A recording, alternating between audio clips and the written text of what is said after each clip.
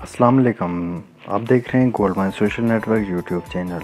तो दोस्तों, क्या आपको मालूम है कि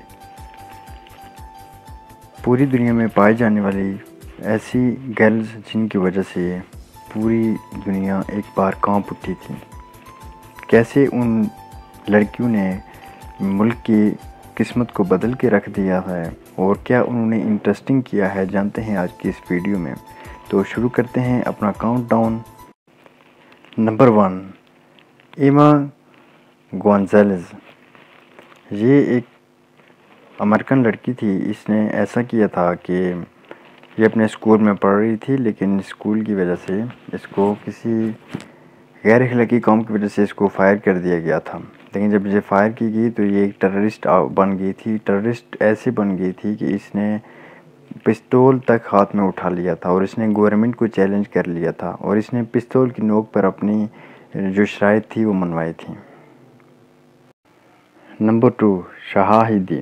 शाहिदी एक यंग लड़की थी, 18 साल उसकी उम्र थी और ये अमेरिका में रहती थी। इसका अमेरिका की पॉलिटिक्स में भी काफ़ी अमल दखल रहा है, लेकिन उससे पहले ये एक एक्टर थी और एक एक्टर की बुनियाद पर इसने पॉलिटिक्स ज्वाइन की। जब इसने पॉलिटिक्स ज्वाइन की तो इसने यंगस्टर को चैलेंज किया, एक नया उनको प्रोसीजर दिया। यहाँ से ये काफ़ी मशहूर हुई। नंबर 3 पे है वाशिंगटन में रहने वाली एक छोटी बच्ची जिसका नाम है हमीगन। इसने 5 साल की उम्र में लोगों को मोटिवेशन देना स्टार्ट कर लिया था। इसकी ज़हानत इतनी थी कि इसने लोगों को बताना शुरू कर दिया है कि किस तरह से सक्सेस हासिल होती है, किस तरह से निज़ाम दुनिया चलते हैं। बहुत सारे लोग इसको जॉब ऑफ़र करते हैं, बहुत सारी कंपनीज़ हैं जो इसको 5 साल की उम्र में जॉब पे हायर करने के लिए तैयार हैं और ये सब इसकी कॉन्फिडेंस की बदौलत है और इसने बहुत जल्दी अपना एक नाम बनाया है। नंबर 4, मलाला यूसुफ़ज़ई को कौन नहीं जानता। इसकी हिस्ट्री के बारे में सबको पता होगा। 2012 में जब तालिबान ने अटैक किया बच्चों पे, तो बच्चों को बचाते हुए तालिबान की गोली का निशाना बनी मलाला यूसुफ़ज़ई। इस हादसे के बाद मलाला ने इस फैक्ट को उठाया मीडिया के सामने और मीडिया ने इस बात को सीरियस लेते हुए एक एक्शन लिया।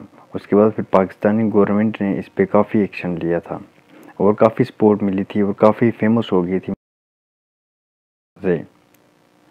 उसके बाद कुछ इंटरनल केसेस की वजह से इसको अमेरिका भेज दिया गया।